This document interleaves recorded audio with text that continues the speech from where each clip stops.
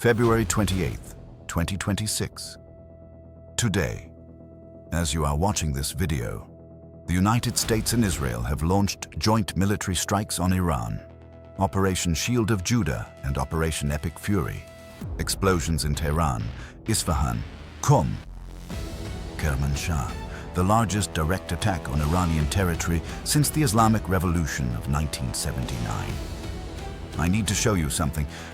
2,600 years ago, a Hebrew prophet named Jeremiah wrote a message. Not about Babylon, not about Egypt, about a specific nation east of Babylon called Elam. Elam is the ancient name for the southwestern region of modern-day Iran, the exact region where Iran built its nuclear program, the region that was targeted in today's strikes. Jeremiah 49:35. God speaking through the prophet. Behold, I will break the bow of Elam, the mainstay of their might. The bow was the supreme weapon of Elam, their military pride, their strategic strength. God said he would break it. Iran's supreme weapon in 2026 is its ballistic missile program and its nuclear infrastructure. Today, those weapons are being broken. But there is something in this prophecy that goes far beyond today's military strike. Something in verse 39, the final verse, that I am saving for the end of this video. Because when you hear it, you will understand that what is happening today is not just an attack. It is the beginning of something God promised would happen in the latter days. Stay with me. Elam, an ancient kingdom located east of Babylon, between the Persian Gulf and the Zagros Mountains. One of the oldest civilizations in recorded history. They appear in Genesis 14, one of the first nations mentioned in the Bible. They were known throughout the ancient world for one thing above all others: their archers. Isaiah 22:6 describes Elam in battle. Their soldiers came with quivers full of arrows, chariots with horsemen. Strabo, the Greek geographer, wrote that the Elamites were the finest archers in the ancient world. Their bow was not just a weapon, it was their identity, their power, the source of their military dominance. I will break the bow of Elam, the mainstay of their might. In modern language, I will destroy the weapon that defines their military power. Now look at the map. Ancient Elam, southwestern Iran, the Persian Gulf coast, the Zagros mountain range. This is precisely where Iran built its nuclear reactor, Bushehr, on the coast of the Persian Gulf, in the ancient territory of Elam, and the city of Isfahan, one of the primary targets in today's strikes, sits at the eastern edge of ancient Elam. Isfahan is where Iran's uranium conversion facility is located, where they processed nuclear fuel. Jeremiah wrote about breaking the bow of Elam. Today, the United States and Israel are targeting Iran's missile launchers and nuclear infrastructure in the same geography, 2,600 years later. Did you know that Iran's nuclear facilities are built on the ancient territory of Elam, the exact nation Jeremiah prophesied against in chapter 49? Comment yes or no, because this geographical connection is something most people watching the news today have no idea about. Jeremiah 49:36. I will bring upon Elam the four winds from the four ends of heaven, and I will scatter them to all those winds, and there will be no nation to which the outcasts of Elam will not go. The four winds, a total scattering. No nation on earth without Iranian exiles. In 1979, the Islamic Revolution seized power in Iran, and in the years that followed, millions of Iranians fled to the United States, to Europe, to Canada, to Australia, to South America, to Israel itself. Today, the Iranian diaspora numbers approximately 8 to 9 million people. They are on every continent, in virtually every country with a significant population. There is no nation to which the outcasts of Elam have not gone. Jeremiah 49:36 has already been fulfilled. The scattering already happened. Starting in 1979, continuing through decades of repression, and accelerating after the massive anti-regime protests of 2025 and 2026, which saw tens of thousands killed by their own government. Joel Rosenberg, one of the most respected Middle East analysts in the Christian world, said directly in February 2026, 2 weeks before today's attack, "We have seen the Iranian diaspora. This portion of the prophecy has already been fulfilled or is in the process of fulfillment, but the four winds bring something else with them that Rosenberg also pointed to. Something happening inside Iran right now that the secular media is not covering adequately. Something that Jeremiah 49:39 promises. We are not ready for that yet." First, verse 37. The fierce anger. Jeremiah 49:37. "I will shatter Elam before their foes, before those who seek their lives. I will bring disaster upon them, even my fierce anger, declares the Lord. And I will send the sword after them until I have consumed them." 3 elements: shattering before their foes, fierce anger, the sword pursuing until consumed. I am not going to tell you that God is directing today's military operation. That is not my place, and it is not something any of us can know. What I can show you is the language of the prophecy and the events on the ground today. Israel and the United States, the foes Elam's regime has explicitly threatened with annihilation for 47 years, are today shattering Iran's military infrastructure. Trump cited Iran's threat to U.S. allies in Europe, U.S. troops overseas, and the American homeland. Netanyahu said the joint action would remove an existential threat. Iran's Supreme Leader Khamenei has spent 47 years chanting death to Israel and death to America. Today he has been moved to a secure location while missiles strike the city that houses his offices. I am observing. I am not interpreting. Read the text, watch the news, ask yourself what you are looking at. Jeremiah 49:37 says Elam will be shattered before those who seek their lives, before their foes. Iran has explicitly threatened to destroy Israel and the United States for 47 years. Today, those foes are striking Iran. Are you reading this as history, as prophecy, or as both? Tell me in the comments. Now, the detail that stopped me this morning when I saw the news. Today is February 28th, 2026.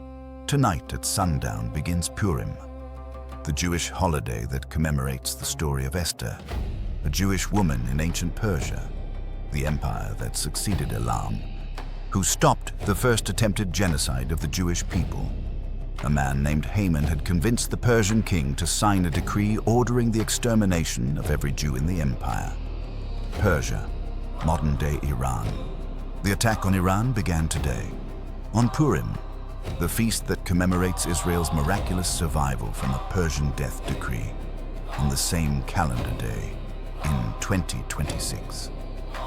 Wikipedia noted this morning, and I am quoting directly from a source published within hours of the attack, that the timing of the attacks is symbolically meaningful in Judaism as it is done ahead of the upcoming Jewish holiday of Purim. In our last 2 videos, we covered the blood moon of March 3rd, which also falls this week. Solar eclipse on February 17th, blood moon on March 3rd, and now the attack on Iran beginning on Purim, February 28th. 3 events in 14 days, all with deep biblical resonance, all happening in the same week. I am not telling you what to conclude. I am showing you the calendar. The attack on Iran began on Purim, the feast commemorating Israel's survival from a Persian death decree. Iran is modern Persia. Is this a coincidence? Comment below. I want to know what you think, because I think most people watching the news today missed this entirely. Jeremiah 49:38. I will set my throne in Elam and destroy from there the king and the princes, declares the Lord. The throne, not a military base, not a political capital. O throne. In biblical language, God's throne represents his direct authority, his active sovereign presence in a nation. When God sets his throne in a place, It means he is claiming that territory for his own purposes.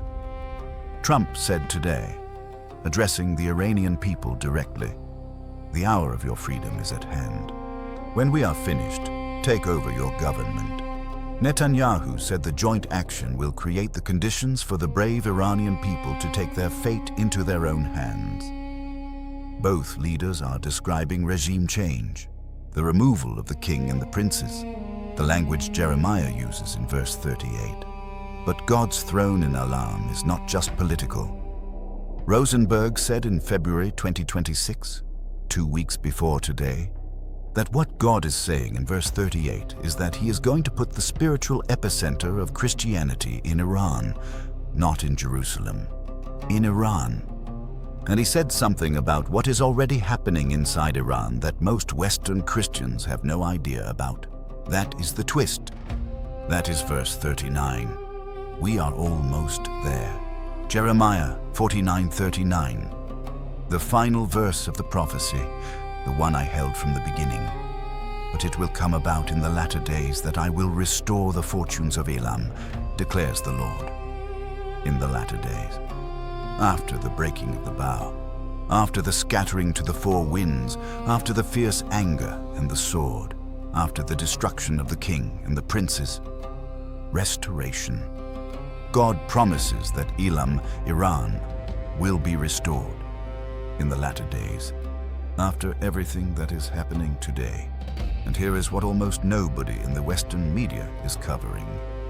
In 1979, when the Islamic Revolution began, there were approximately 500 Muslim background believers in Jesus Christ in all of Iran. Today, by the most conservative estimates, there are between 1 and 3 million Iranian Christians, mostly underground, mostly secret, but growing faster than almost any Christian movement on earth. The U.S. State Department's 2023 International Religious Freedom Report documented Christianity rising dramatically in Iran despite violent government persecution. Senior Iranian clerics publicly reported in 2023 that 50,000 mosques had closed due to disengagement from Islam. Joel Rosenberg said directly, "There is literally no place in the entire Middle East or North Africa where as many Muslims are leaving Islam and coming to faith in Jesus Christ as inside Iran." The scattering happened. The bow is being broken today. The king and princes are being targeted. And inside Iran, even while missiles fall on Tehran, a spiritual movement is underway that fulfills the last promise of Jeremiah 49. The restoration of Elam, not political, spiritual, God's throne being set in the nation that has chanted death to Israel for 47 years. Jeremiah 49 contains a complete sequence, scattering, military destruction, regime change, and then restoration and spiritual revival in the latter days. We are watching that sequence unfold in real time. Which part of this prophecy surprised you most? Comment below and share this video with one person watching the news right now who needs to see what the ancient text says about today. February 28th, 2026. Purim, the feast of Israel's survival from Persia. Operation Shield of Judah. Operation Epic Fury. The Bow of Elam, Iran's ballistic missiles and nuclear infrastructure being broken by the foes who sought their lives. The Iranian diaspora, scattered to every nation on earth since 1979, already fulfilling Jeremiah 49:36. And inside Iran, under the surface of the explosions and the missiles, 1 to 3 million people who have left Islam and come to faith. The beginning of the restoration God promised in verse 39. Jeremiah wrote this 2,600 years ago. He wrote it for a generation that would see all of it come together. I am not telling you this is the end of history. I'm telling you that a 2,600-year-old text describes today's events, geographically, militarily, politically, and spiritually, with a precision that demands your attention. What you do with that attention is between you and God. But Jeremiah 49 is not the only ancient text that describes Iran in the end time. Ezekiel 38 names Persia specifically as one of the nations that will join a final coalition against Israel, led by a power from the far north. And scholars have debated for decades whether the breaking of Iran described in Jeremiah 49 must happen before or after the Ezekiel 38 war. If Jeremiah 49 is being fulfilled today, the timeline of Ezekiel 38 just changed. That is the next video.